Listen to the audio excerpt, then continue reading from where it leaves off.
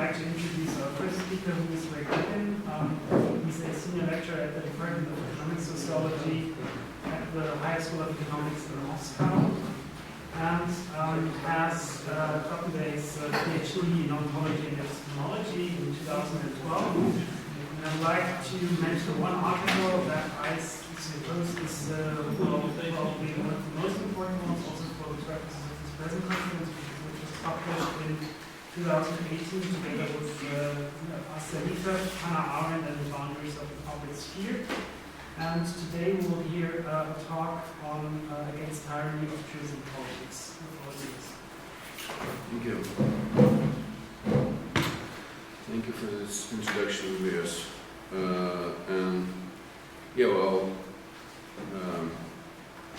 This is a panel of sociologists, but I'm actually acting as a political theorist here. So my job as political theorist is to analyze concepts. With the concept of post-truth, this is of course not an easy undertaking. Post-truth defies reality analysis. What is certainly not a concept, but rather a catchword. Nevertheless, I think it makes sense to inquire what is in this word. What does this word signify? And that would help us elucidate what kind of reality this word refers to, and that's my task for today. Well, first of all, it is certainly a political word. It is meant to say that nowadays politics has become fundamentally irrational, which means indifferent regarding truth. This textbook's definition has been mentioned several times already in this workshop, that objective facts actually surrender to emotions in public opinion, and this is the core of this definition that you will find in dictionaries. So it is usually implied that there is a scientific truth that truly suffers from this new condition. For science is believed to be the true agent of truth. And politics is no longer governed by science, is presumably governed by ignorance, irresponsibility, absence of expertise, and all those bad things. And this, of course, raises an old Platonic anti-democratic fear of the masses. Fear that the masses are inherently hostile to truth. Second, it implies that this change has happened in the public sphere, which means that public sphere has fundamentally disintegrated. Instead of the public united by a shared worldview and making different arguments within this worldview, what we're seeing now is multiple publics locked in their echo chambers where they inhabit their own particular worlds, and no discussion is possible among those who disagree on very basic truths. And this revives, of course, another fear of disunion, of the dissolution of society. Third, post-truth expresses the belief that it is an attribute of contemporary politics. This kind of development is new and unprecedented. It is often claimed that this newness can be explained by new information and communication technologies, and this argument has been already made today to a certain extent. And for the first time in history, these technologies make it technically possible to create those separate worlds and cultivate them with the new means of propaganda. And here, of course, another fear emerges, that of the dangerous nature of the new technologies that make us particularly vulnerable to manipulation and deception. At this point, people usually call the whole Cambridge Analytica narrative.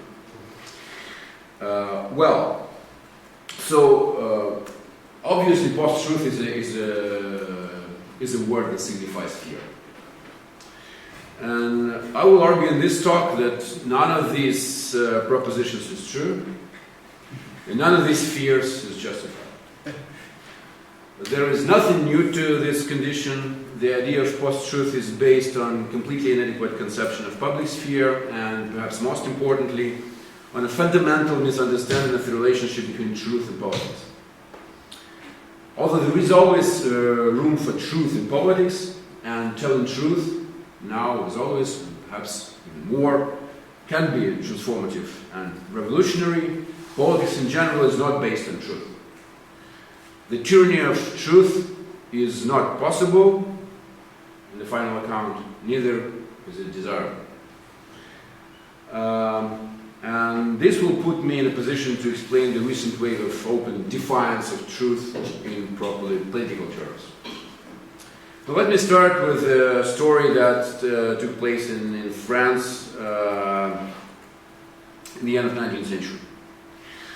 I could have picked many other examples, but this one has been particularly instructive for political thought. At that time, France was frightened first by Boulangism, the populist movement started by the infamous extreme right General Boulanger, who ended up just short of coming to power after a popular uprising, and then of course by the Dreyfus affair. The Dreyfus affair was particularly instructive because, as you all know, it revealed something new about the condition of the public sphere. At some point, as you all remember, it became clear that the evidence against Captain Dreyfus had been entirely forged, and there was another person culpable of what Dreyfus had been accused of.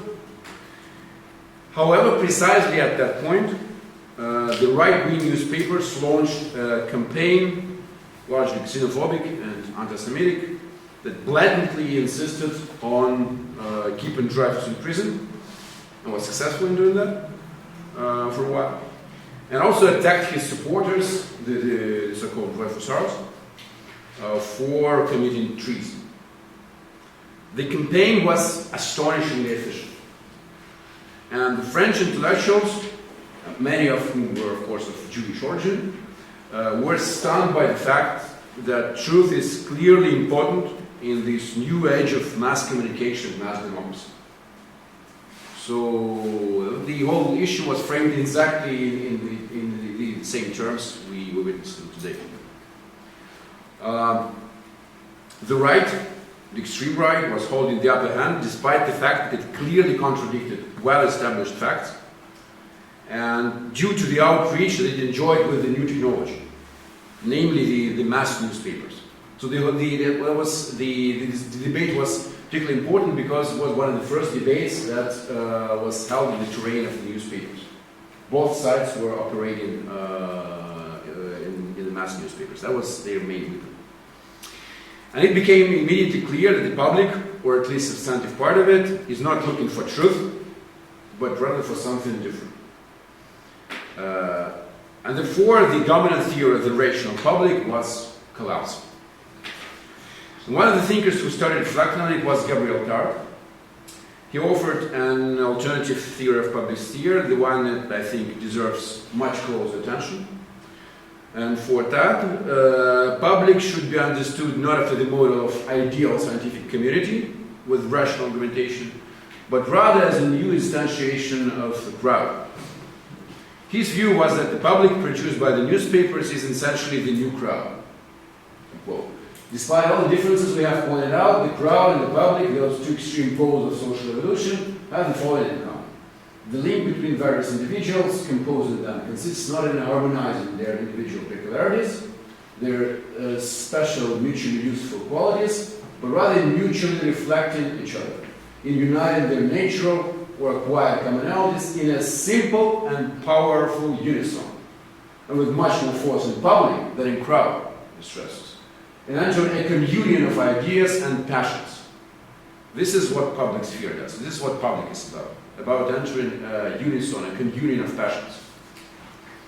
So Tarde emphasized here that public is moved by a search for collective emotions, for experiencing a shared political unity. Tarde understands this crowd-public experience as repetition. Well, of course, you all know his theory, and it's repetition, imitation, contagion. Those are the words he used, rather than as rational negotiation and consultation of individual opinions.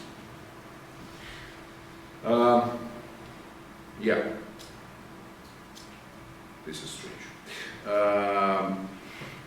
Ernest Laclau points out that is up to something here, that this repetition and imitation are actually modes to express some collective experience.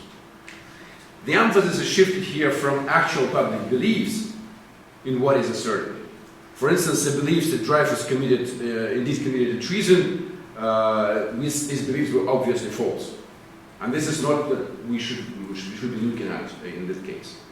The emphasis is shifted to the shared experience, shared emotions that find no other way to be made manifest other than in this audacious denial of factual truth, in affirmation of lies.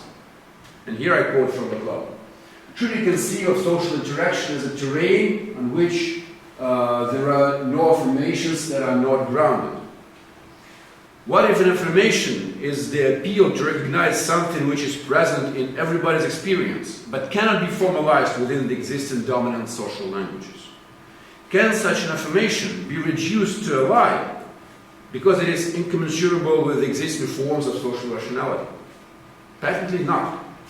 To assert something beyond any proof would be a first stage in the emergence of a truth which can be affirmed only by breaking with the coherence of the existing discourses.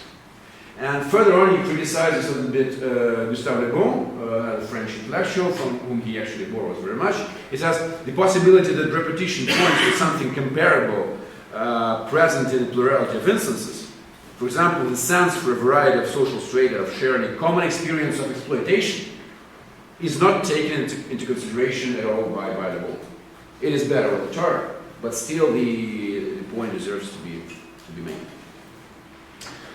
So what kind of experience is it that cannot be articulated directly?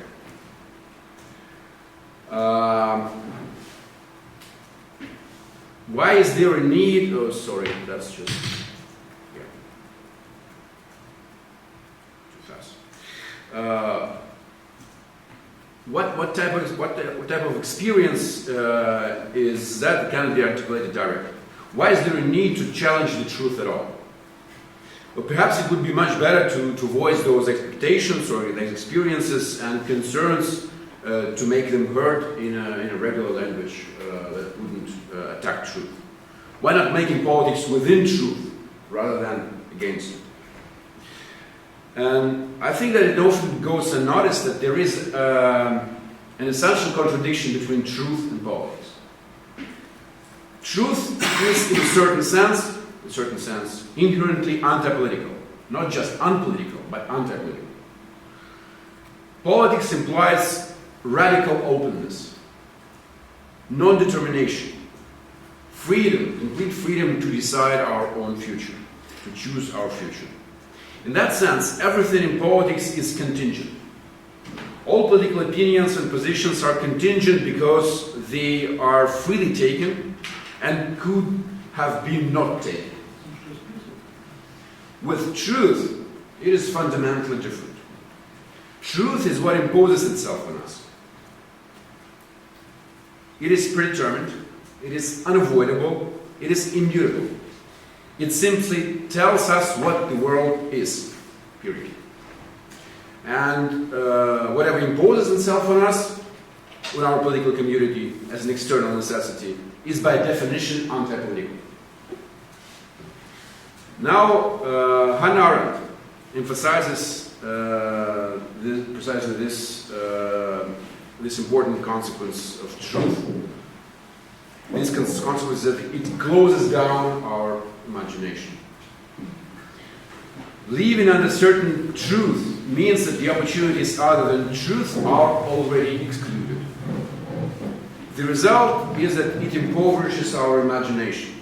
And therefore, surprisingly, deliberate opposition to truth is a way to revive the imagination, to imagine things being otherwise.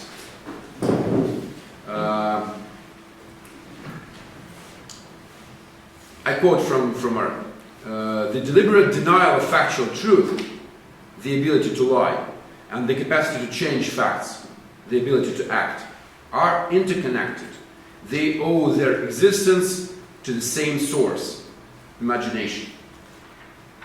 So So politics is the real and the contingent of what could have been otherwise and still can be otherwise. Whatever exists in politics proper exists only by virtue of our free and unconditioned decision.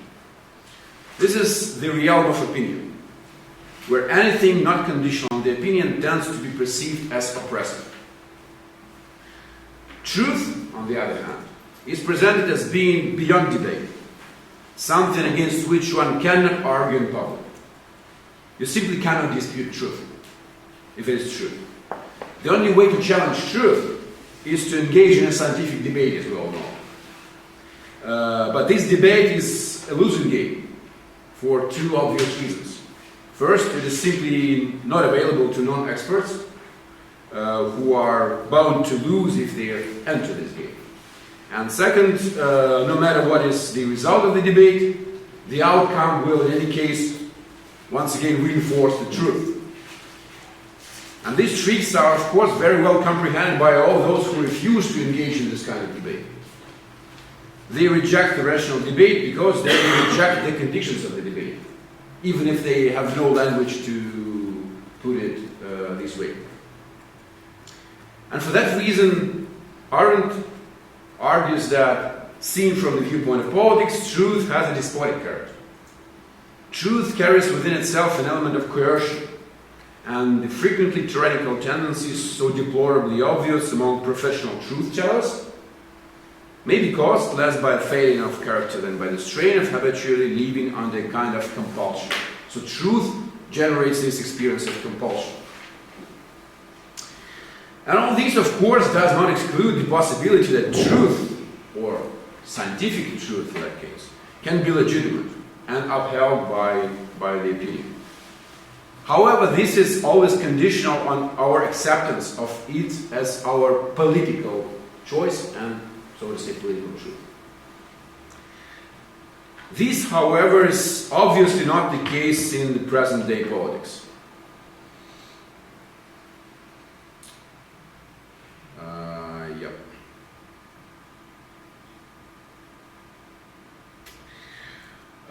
In the regimes characterized by prevailing disillusionment and disgust for politics and total distrust for politicians, and include here Russia, of course, and the regimes ruled by the experts and technocratic minorities, Arendt calls them the problem solvers. And once again, Russia is, of course, very much included. So in these kinds of regimes, there are no grounds for legitimacy for this kind of rule. The expert scientific knowledge that the masses perceive as being imposed on them is a certain physicalist model with physics and biology as its foundations and economics at the top of the hierarchy. And both Michel Foucault and later Philip Mirovsky remind us natural sciences come into our life today through economic doctrines that are pretty successful in explaining why inequality, why precariousness are natural outcomes of how the nature is made, are just logical consequences of the basic truths about this world.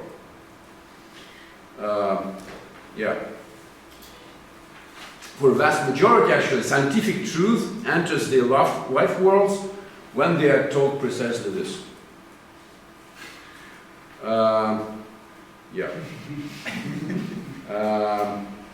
Or when all projects of changing their life are labeled populist and labeled as truth denial. This is just, that's taken from American political class, but I think it represents quite good reaction of an ordinary citizen or perception. Konstantin Gabov will be talking about the adherence of the flat earth theory tomorrow, and anticipating his talk a little bit. I just want to say that to me the mode of operation of the flat earth theory strikes me just as a textbook case of challenging the hegemony. Obviously there is no theory of flat earth. Otherwise we would have already learned about some deductions or some inferences from this theory. Flat Earth people make us think of one important thing. Namely, how do we know that Earth is not flat? And that's not an easy question. I mean, these questions should be taken literally. It is not asked how can it be proved. Of course, it's possible to prove it. But rather, how do we really know it? It becomes obvious that this truth, just as many other scientific truths, enters our minds not as proven assertions, but rather as authoritative affirmations, and usually while we're just little kids. And since now we have good reasons to doubt, for instance, that our societies function in the way we were taught they function when we were in schools, why should we accept other parts of the scientific truth that we internalized during our socialization? So to conclude, the temptation to deny truth becomes irresistible when one no longer finds a place for itself within this truth. When truth basically tells you that you do not exist. And this is precisely what mainstream economics tells to the people who are struggling to lead a merited life and learn that they should better repress their desires and their aspirations. Basically, they are told you do not exist, according to the truth. Then there is a started account, of course, of the fact that it is usually the lower classes who are more likely to embrace post-truth. It is believed that these people, they lack the ability for reasonable judgment, and therefore they fall victims to populists who shamelessly disregard truth. This is a standard account of how it happens that populists win in elections, for instance. And this is, of course, a totally unpolitical explanation, because it seeks to explain politics with some kind of extra political truth, and the way different social classes have reached to this extra political truth. So first we have extra political truth, then we have different classes with different degrees of which this extra political truth, and this is what explains the whole thing. Then, of course, they buy this populist demagogue. I think what we have discussed here today so far, I think all day, puts us in a position to see it the other way around. It is because the hegemonic truth is particularly unbearable for the lower classes that they search for an opportunity to express the experiences repressed by truth, and therefore conspicuously follow populists who, at the very least, give them a chance to assert their opinion, assert that they do exist, assert that they have a way to manifest themselves politically, albeit for a moment, for a single election, but at least to show that you do exist. As James Scott has reminded us, lie often becomes one of the weapons of the weak. And I think that to address these concerns properly, we have to admit that it is not truth as such that faces crisis today. And I agree with Andreas on that. It is rather a particular truth, a particular hegemony. In this concept of post-truth, truth emerges as the truth of this unraveling hegemony. Now that it is faltering, it calls itself truth and admits, therefore, that all the way along it has been founded on technocracy, rule of experts, and positivist scientism that I've just very briefly described. So what we see now is a backlash against this particular truth. Thank you.